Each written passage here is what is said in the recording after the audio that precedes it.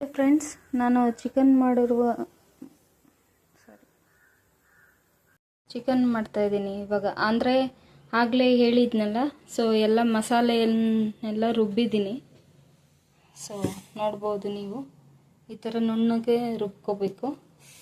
So first oil ಹಾಕಿದ್ದೀನಿ. So ಮೆಣಸಿನ್ಕಾಯಿ,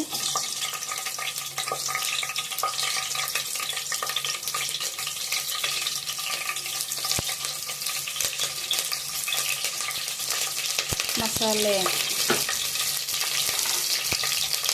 ಇವಾಗ ಚೆನ್ನಾಗಿ ತೊಳೆದಿರುವಂತಹ ಚಿಕನ್ ಹಾಕ್ತಾಯಿದ್ದೀನಿ.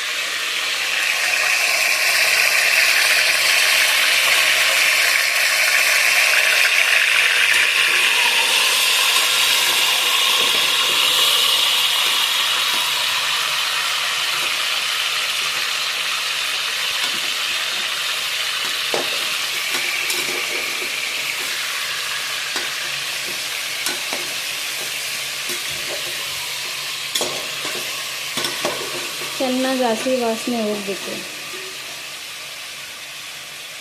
ಫ್ರೆಂಡ್ಸ್.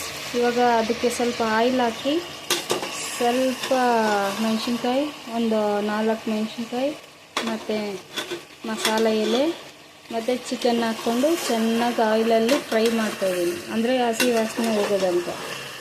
ಓಕೆನಾ?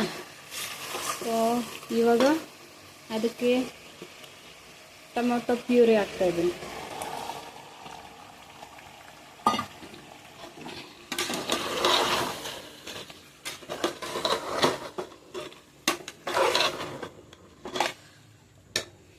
ಆಮೇಲೆ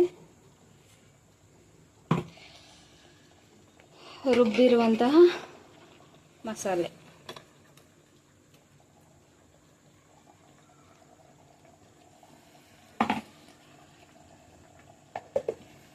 ಆಮೇಲೆ ಈ ಮಸಾಲೆ ಹಾಕಬೇಕು.